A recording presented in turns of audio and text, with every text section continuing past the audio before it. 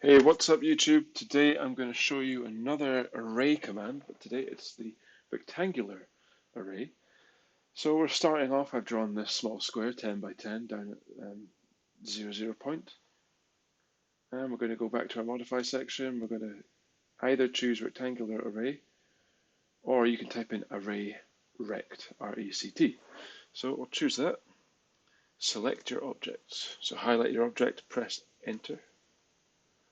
And it's very similar to polar array, so up the top here you can change columns, rows, that sort of thing.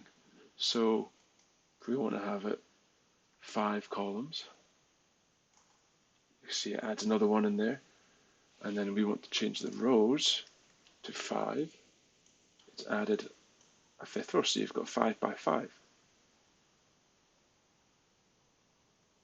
You can also change the distance between. So if I change that from 15 to 20, it changes the distance between the columns. We can change the distance between the rows, 20. And that is it, essentially. Please like and subscribe, and thank you very much for watching.